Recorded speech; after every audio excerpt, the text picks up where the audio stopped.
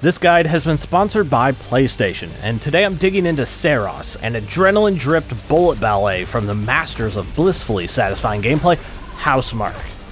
In the early game of Saros, though, there are a few vital tricks I want to make sure that you know, because they'll keep you alive longer and make you more powerful each run. First up, instead of thinking of your shield as a simple one-off block, think of it more as a bullet eat. Many enemies are nice enough to spit out long chains of tasty blue projectiles, and these should be seen as a positive thing that you can take advantage of. If you hold the dash button while shielding, you can extend the distance that you travel, quickly absorbing large piles of blue projectiles, turning them directly into huge amounts of energy gain for your power weapon. Purposely shield dashing to fill up on blue bullet soup will allow you to use that power weapon much more often throughout a fight. Holding out your full bubble shield, though, isn't always the way to go in every situation, because if you tap the button instead to do the melee punch, look closely to notice that this animation has a brief built-in shielding effect that has special properties all of its own. Tapping R1 to do this punch shielding technique requires more precise timing than holding out the full bubble shield, but it lets you fist smack right through bullets faster while absorbing power from them.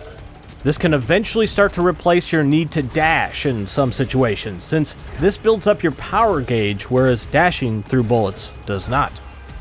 Punch shielding has an important other function though, because it can even be used to block and entirely neutralize the yellow corrupted bullets without taking the corruption penalties onto your character. Normally, when getting hit by yellow corruption shots, or if you try to full shield them, corruption will build up on you and lower your maximum integrity gauge, essentially reducing your total health. Your level of corruption will also physically manifest on your character, making you more of a shirt stays on at the beach kind of guy. In the armor matrix, pretty much the game's skill tree that makes you stronger and stronger every run, when you unlock the shield amplifier in here, this allows the ability to turn incoming corruption into power weapon charge. Use that quick punch shielding trick in conjunction with that upgrade, and then you can instantly delete those corrupted bullets, avoid building up corruption on your health bar entirely, and gain power weapon charge all with a simple tap of R1. Don't stress on this tactic too much right away, but once the combat starts clicking for you, the potential skill ceiling of this technique will become naturally more clear. When you do happen to get hit by corruption though, you can easily cleanse corruption buildup on your character just by shooting your power weapon. Pretty much just consuming the power gauge clears corruption. One of the best ways to gain an advantage in the early game is to focus on boosting your proficiency level to get higher level weapon drops that come with better stats and more modifiers. Your proficiency level is shown here in the bottom left, and this will raise as you accumulate Lucinite, the glowing orange things that are all plopped around and dropped by enemies. I suggest focusing on boosting your drive attribute first, because drive influences how fast you gain proficiency levels. Also grab every one of these proficiency enhancements. These will make the early game much easier as well, since these will permanently increase the proficiency level that you start every run at, meaning that you get stronger weapons earlier. Individual stats on weapons also scale with your three main attributes: resilience, command, and drive, but I'll get into more detail with that later. This game highly rewards you for staying at full health when possible, because grabbing healing items at full integrity will instead turn into Lucinite gain, raising your proficiency level. So stay at full health longer means more powerful weapon drops. Easier said than done. When enemies are killed, keep in mind that the proficiency boosting Lucinite that they drop will eventually float away out of existence if you're not quick to scoop it all up. Sad I had to film that. I recommend adopting a confirm the kill kind of playstyle, where you pass through enemies soon after destroying them, so that you're not missing out on essentially the level up orbs that they're leaving behind. Otherwise, you'll find yourself at a low proficiency level with underpowered weapons, if you're killing things from far away and not grabbing that Lucinite before it fades. While out of combat, something that can help you grab that lingering Lucinite that you maybe missed, you can hold L1 to activate a faster moving sprint. Kind of like a travel speed mode. This is best used for running between areas or doubling back to spots you missed. Another very important upgrade that I suggest you grab as soon as possible that you'll grow to appreciate more and more the deeper into Saros you go is the additional Acolyte's Wager unlock.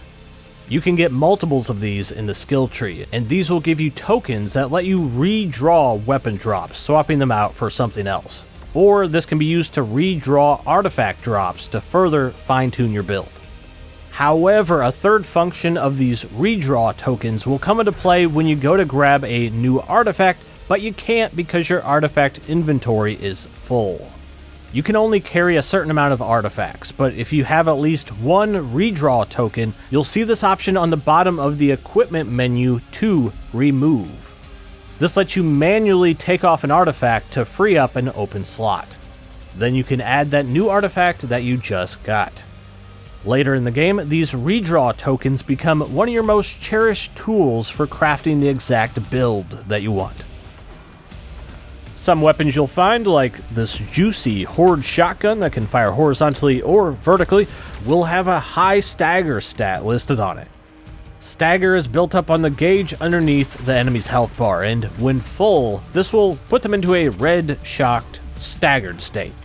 While enemies are staggered like this, they're extra vulnerable to damage, so this is the best time to pile on that damage, smack them with some melee attacks, or use that power weapon to lay into them. You might want to keep at least one use of your power weapon charge for in-between areas though, because each biome has one of these glowing orange walls to find, which can be destroyed only by your power weapon. Behind these walls, there'll be a collection of resources and other useful things that'll decrease your chances of death. Yay. Alright, weapon scaling. This is an important thing to be aware of that's working behind the scenes that you could be unaware of for a while. When going to pick up a new weapon, for example, you can click in the right stick to see its full stat breakdown.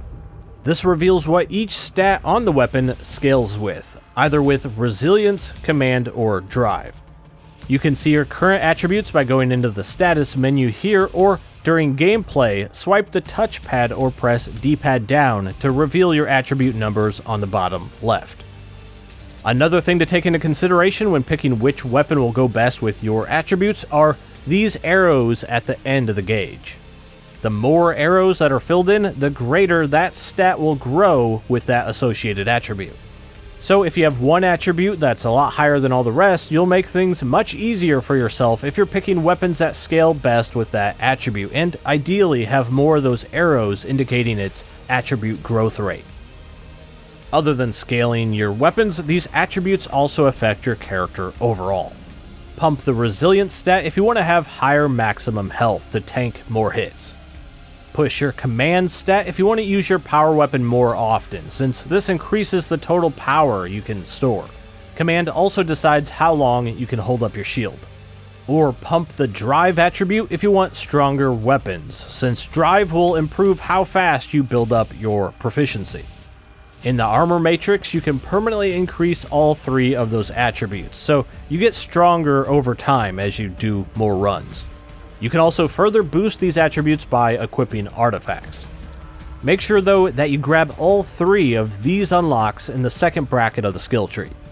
This will unlock the ability for killed enemies to possibly spawn attribute enhancers.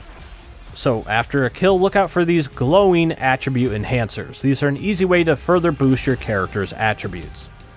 This will give you a statistical advantage, but the rest, actually the most, is left up to your raw skill. And the last section here, rounding out tip number 10. There's probably technically more than that, but it's kind of hard to count them in my information sandwich style of writing. But let's say this is number 10. Okay, the difference between weapons that come with auto-hit enabled or ones that have auto-hit disabled. You'll know if a weapon has auto-hit disabled by this icon in the top right of the weapon overlay. Auto-hit disabled will require full manual aim like a traditional shooter, but with some advantages. Whereas auto-hit enabled will automatically target enemies as the crosshair starts to get somewhat even close to them, then arc the shots to easily hit them. Auto-hit enabled lets you focus more on your movement, and it's generally going to be better for quickly handling multiple smaller targets. However, a downside of auto-hit enabled is that it'll just target the center of larger enemies, not their weak spot. Weak spots will be highlighted bright blue, like on this thing it's cannon is its weak spot. Auto-hit disabled weapons where you have to manually aim are generally better for targeting those weak spots, assuming your aim allows for it. But some auto-hit enabled weapons, ones that have a stat that says weak point damage, like the hand cannon, will automatically target weak spots when you pull the left trigger halfway down to shoot its alternate fire. Both auto-hit enabled and auto-hit disabled have their pros and cons, but let me know after you put some time in with both, which do you prefer? Alright, that was kind of a lot, but there's tons of depth in Saros. Maybe, just maybe, some of that will help. It can't hinder, right? Now, if you have not already acquired Saros and just watched this for the early knowledge boost, Saros is out April 30th on PS5. Or if it's already past that date for you, now, it's out now.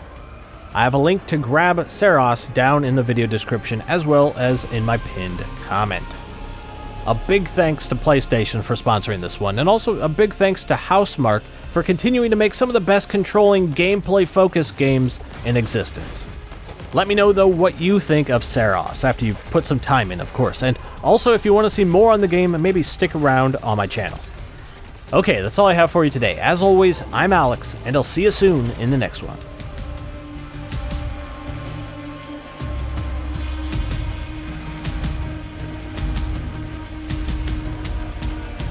This video on Saros was sponsored by PlayStation.